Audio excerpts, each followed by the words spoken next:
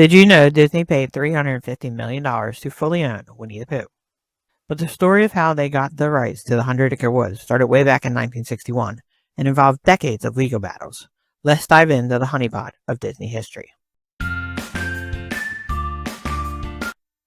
Before Disney ever touched Pooh Bear, the rights were already complicated, and here's how it all began. In 1930, A. Milne, the original creator, sold the North American merchandising rights to a man named Stephen Slesinger for $1,000 plus royalties. That's right, $1,000 for what would become one of the most valuable characters in entertainment history. When Schlesinger died in 1953, his widow inherited those rights.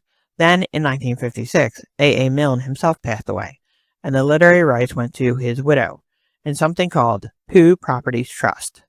So by the late 1950s, you had Milne family controlling some rights, and the Schlesinger family controlling the others. Enter Disney. In 1961, Walt Disney himself saw the potential in Winnie the Pooh.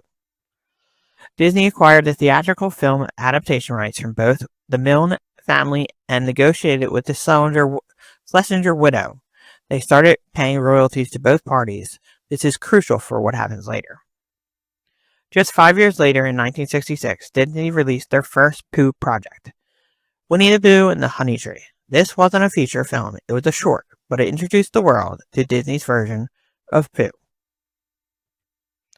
Then came 1968's Winnie the Pooh and the Blustery Day, and this one's special. It introduced Piglet and Tigger to Disney's version, and it won an Academy Award. Disney was on to something huge. By 1977, Disney compiled these shorts with new animation into The Many Adventures of Winnie the Pooh, and the feature film defined Pooh for an entire generation. But here's where things get sticky, literally. In 1983, the Schlesinger family rights were reassigned to Disney. Sounds simple, right?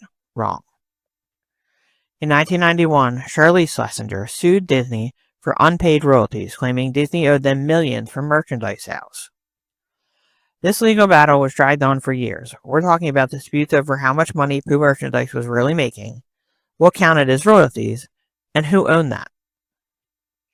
Meanwhile, Disney was still paying royalties to the British entities that controlled the other aspects of the rights. This was getting expensive and complicated. Finally, in 2001, Disney made a massive move. They bought out the remaining rights from the British entities for $350 million. Then, in 2009, Disney won their lawsuits against the Schlesinger's estate, giving them full, undisputed control of Winnie the Pooh. So what did Disney do with their honey-loving bear? Let me break it down. They did films and animation.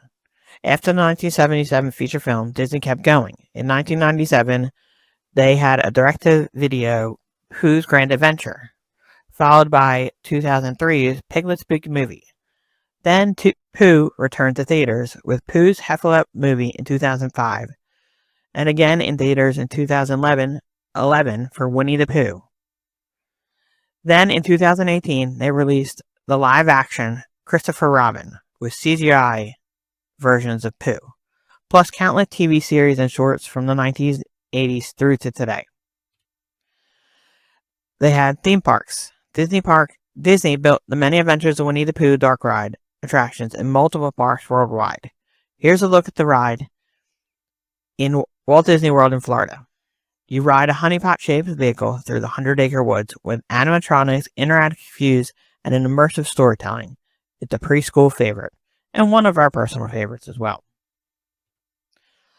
It's a merchandise empire. This is where Disney really makes their money back. Pooh is aimed primarily at preschool audiences, and the merchandising is everywhere. Toys, apparel, home goods, books, you name it. Pooh contributes to Disney's consumer product division, which generates billions annually. And here in the middle is a sample of our personal owned Winnie the Pooh merchandise. Disney changes. Disney did make some tweaks to Milne's original. They removed the hyphens from the Winnie the Pooh. They added Gopher, who famously says, "I'm not in the book." and they soften the pacing for younger audiences. So there you have it. Disney's journey with Winnie the Pooh started in 1961, cost them $350 million by 2001, involved decades of legal battles, resulted in one of their most valuable properties for the preschool market. From the first short in 1966 to Christopher Robin in 2018, Pooh has been a constant in the Disney empire, proving that sometimes the simplest bear with a very little brain can be worth hundreds of millions. Which era of Disney's Pooh do you love most? The classic shorts from the 60s and 70s, the direct-to-video movies of the 90s, or the modern theatrical releases? Drop your comment below. I'd love to hear your Pooh memories. And if you enjoyed this deep dive into Disney history, make sure to hit that subscribe button and ring the bell so you never miss another story from the magical world of Disney. Thanks so much for watching, and remember, start with love and with kindness, and find a reason to smile today. See you real soon.